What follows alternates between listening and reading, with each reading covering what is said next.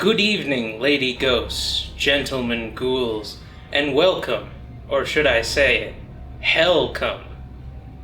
My name is Ben, and I will be your guide for this evening's program. We've got a certified bone chiller for you, a program I like to call the Internet.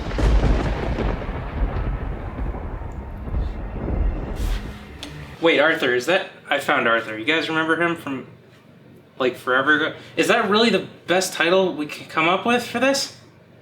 Jesus Christ, I could think of something better than that.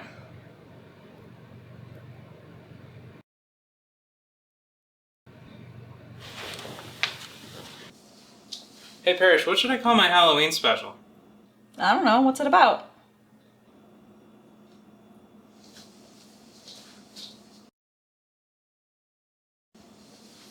It's about pasta.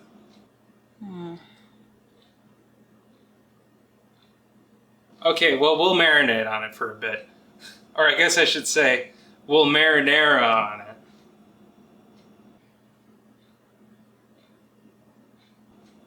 Okay, well, I have a Halloween special to make, so. The internet. Ooh, scary. The internet is amazing, we all know this. Humanity as a whole was leading up to the point where I can Google monkey livestream and get immediate access to multiple different options. You can't deny, that shit's amazing. But the internet also has its darker recesses. The most hideous, depraved, filth-ridden corners only the likes of Stephen King and H.P. Lovecraft could possibly imagine. Now, of course, I'm not talking about boring stuff like dark web drug markets or ISIS beheadings. I'm talking about campfire stories about Sonic the Hedgehog written by middle schoolers. You know, the actual scary stuff. Scary stories have been a constant in human culture for centuries. Whether it be cautionary tales, folklore, or a third example, people have always enjoyed inflicting a good spooking on other people. And when it comes to the internet, the most common name for online spooky stories is Creepypasta. I'm here now. If you've spent any time perusing the internet, I'm sure that you've at the very least heard of Creepypasta. The concept has always fascinated me. Scary stories spread around the internet, most of which at the very least present themselves as true stories. So just for fun, let's look at a bunch of different creepypastas. The good ones, the bad ones, and the really bad ones.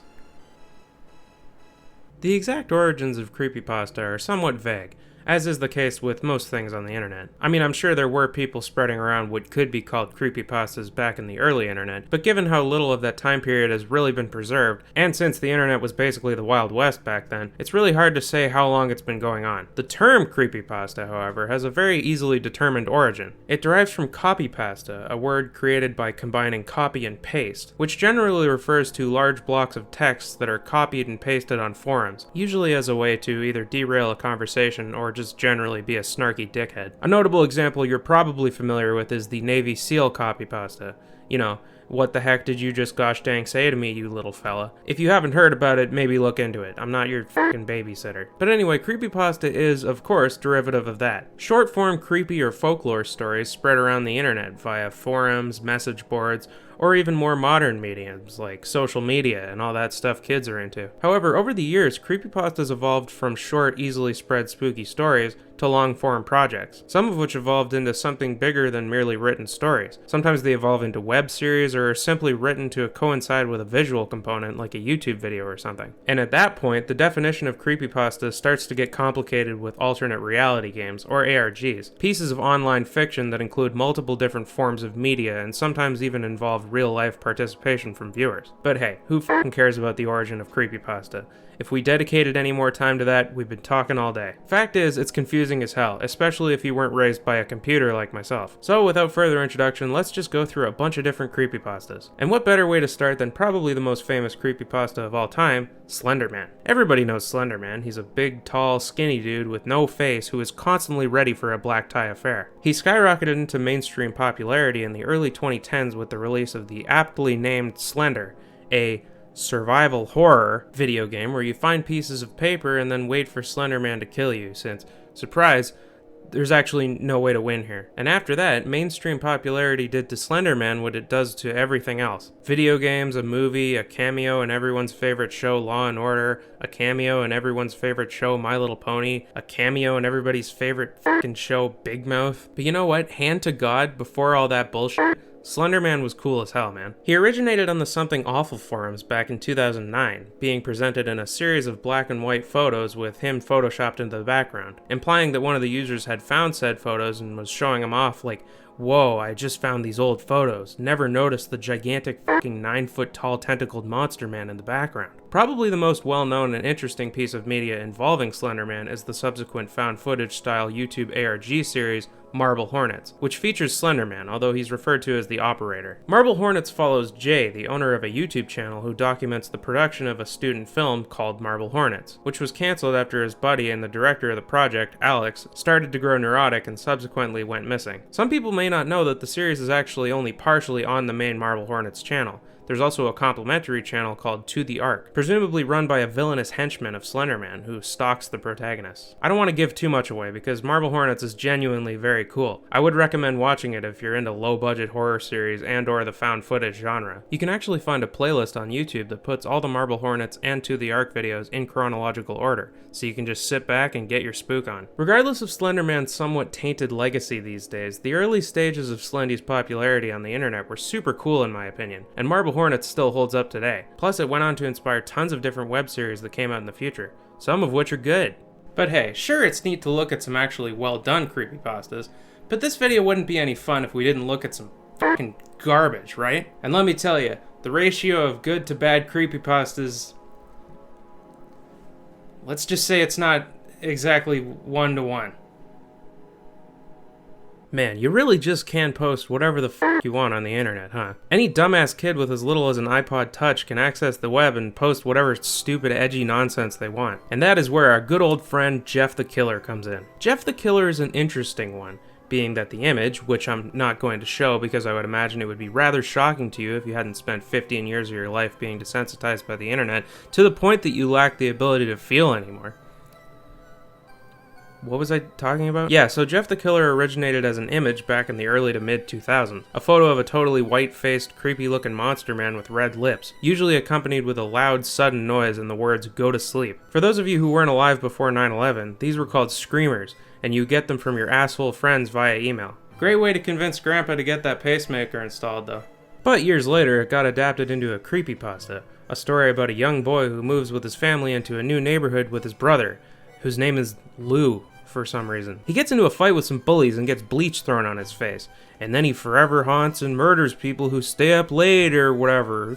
Who cares, bro? It's stupid. It's funny because it's often touted like it's one of the original great creepypastas or whatever. Up there with Slenderman and SCP and stuff. And honestly, the only reason that anyone thinks that way about Jeff the Killer is because it's old, being that it originated back in the early 2000s. Because Jeff the Killer is fucking stupid. It was clearly written by some teenager. Because why else would Jeff's brother be named Lou?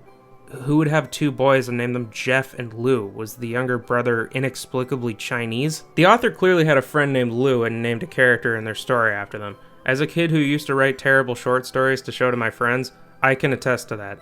That's right, folks. You can now say that you officially sat and watched me explain why I consider Jeff the Killer to be overrated. Now on that note, just because a creepypasta is fucking garbage, that doesn't mean that it can't scare the shit out of you. And I remember being absolutely terrified, to the point of being kept up at night, of a well-known creepypasta called Squidward Suicide. Now I know what you're thinking. Ben, you're fucking old. You can't have been that young when you read Squidward Suicide. And you're right, I was like 15. It was scary, okay? I was a sensitive, almost adult.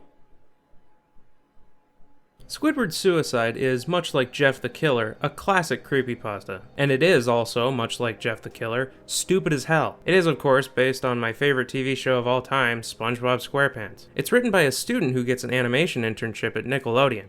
What could possibly go wrong? But anyway, he tells the story of how him and another intern sat in on the editing room during a screening of an upcoming episode, temporarily titled Squidward Suicide. Seems stupid, yes, but the intern points out that the episodes always had jokey internal working titles, so he didn't really think anything of it. The episode starts with Squidward performing a clarinet concert when he is met with a violent, aggressive booing. And they all have hyper-realistic eyes, bro.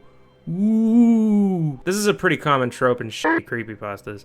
Hyper-realistic eyes, blood everywhere. The kind of stuff that would make your grandma fall out of her rocking chair. Anyway, the remainder of the episode is Squidward sitting on his bed realistically and quietly sobbing, during which on a few occasions a single frame is shown on screen of violently murdered children. It all culminates with the classic image of Squidward looking at the camera with bloodshot eyes, bro. And then he grabs a shotgun and offs himself. Thankfully, SpongeBob doesn't follow an ongoing plot, so surely he'll be back for the next episode. So yeah, Squidward's suicide is f***ing stupid.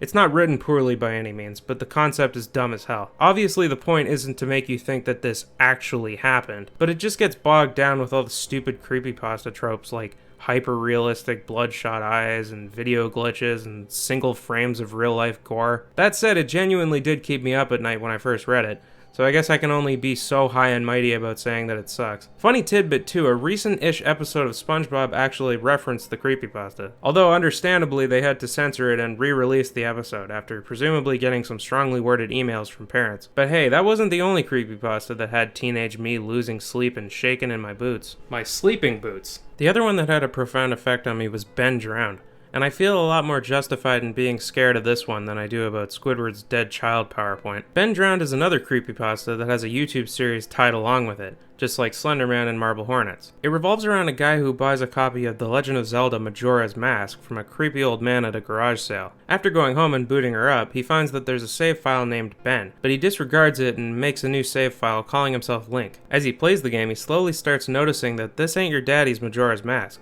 This is a severely f***ed up cartridge. The NPCs occasionally call him Ben, he's constantly being chased and haunted by the happy mask salesman and the creepy Elegy of Emptiness statue, the save files keep deleting and recreating themselves, and everything is all f***ed up and disoriented and the music is wrong. Over time, it's evident that this copy of Majora's Mask is being haunted by a boy named Ben, who drowned. I think there are a few reasons that Ben Drowned works so well and is genuinely creepy. For starters, much like Marble Hornets, it's not just a creepypasta. It has an immersive visual component to it. And on top of that, just like Marble Hornets, the YouTube channel that uploaded the videos associated with Ben Drowned came out over a period of time. People were checking in for updates in real time as the story progressed. Another reason Ben Drowned works so well in my opinion is because Majora's Mask is so fucking spooky to begin with. It's arguably the creepiest game that Nintendo has ever made. Even now, with the graphics being as antiquated as they are, this game is still visually creepy and has a very eerie atmosphere. Like, look at this Elegy of Emptiness statue, man. Who okayed this to be in an E-rated Nintendo 64 game? Look at this! And not to mention the happy mask salesman. Say what you will about Majora's Mask, but they took a bunch of NPCs from Ocarina of Time and turned them into nuanced, usually horrifying characters. Even as the years have gone on and Nintendo has made a few darker toned games, nothing quite matches the uncanny valley eeriness and depressing overtones of Majora's Mask. I really think that's the reason that so many creepypastas based on other video games don't work out as well. Plus, I mean, hey, it probably goes without saying why I personally was somewhat creeped out by an online horror story called Ben Drowned. Although I am a pretty strong swimmer, so it's unlikely. Well, it's been a wild ride so far. We've looked at a couple really cool examples of creepypastas, and we've looked at some middle school creative writing projects. But I want to end it off on a positive note by talking about perhaps my favorite and one of the most underrated examples of creepy online folklore, and that is Ted the Caver. One of the oldest examples of creepypasta, Ted the Caver takes the form of a series of blog posts made by a spelunker named Ted. The whole thing takes place on an Angel Fire blog, and it's still up today in its original form. You can read the whole thing right now if you want. For those of you who aren't geriatric, Angel Fire is a website that lets you create your own website, kind of like Squarespace. Speaking of which, this video is sponsored by Squarespace. Guys, listen, you ever wanted to make a website? Well, have I ever got a website where you make... I'm just kidding. Can you imagine? I wish. I'll promote anything, man. I'm desperate. Starting all the way back at the beginning of 2001, it tells the story of Ted and his buddies, Brad, Joe, and my favorite character, Whip. Give it up for Whip! It tells the story of the boys exploring a cave they were unfamiliar with called Mystery Cave, and they also refer to it as Floyd's Tomb, after a caver who famously got stuck in a tight space, was unable to free himself, and died as a result. Or as I like to call it, my worst fucking nightmare. They find that the cave is relatively unexplored, so they take it upon themselves to dig it out to make it more easily accessible for themselves and for future spelunkers. As the blog posts go on over the course of several months, the occurrences in Mystery Cave become more unsettling. The early signs of concern involved strange sounds and mentions of Whip acting skittish as if something scared her, to the point that she straight up refused to go any further in the cave. As the blog goes on, things start getting weirder, and Ted says that he and the boys' focus deviate away from their progress in the cave and more toward trying to rationalize the strange occurrences they experience. Over time, the guys start feeling unnaturally aggressive winds, horrifying ghastly screams, and they start to find cave drawings and strange hieroglyphs that Ted himself says remind him of the Blair Witch Project. As a result of their experiences, they start having trouble sleeping and experience hallucinations. All that aside, the coolest thing, in my opinion, about Ted the Caver is how the story ends. Now, of course, if you don't want the ending spoiled, go read it right now or watch a video about it or something. I can wait.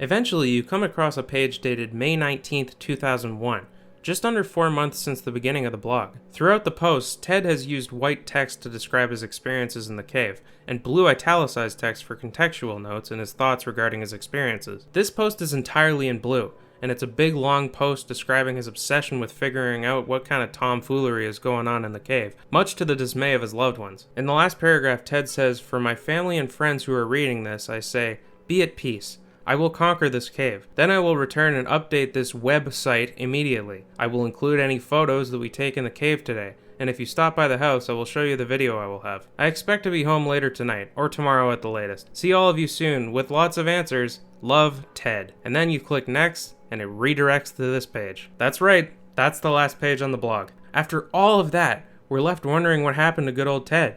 Did he get consumed by a demon, kidnapped by a cult? Maybe he just stopped paying his internet bill. Either way, it's all up to interpretation. 20 years later, and we're still waiting for Ted to update us. So yeah, I love Ted the Caver. Sure, it's a very slow burn, and I would argue that it takes a little bit too much reading about a seemingly innocuous spelunking trip before it really gets good. But I think on merit alone, it's such a cool idea. Especially when you take into consideration that it was first posted online in 2001. Like, sure, that's not that long ago, but in the context of the internet, it's pretty wild to think that someone thought to make something like this all the way back then. It's gotta be one of, if not the oldest creepypasta in existence. At the very least, I think that it deserves some props for that.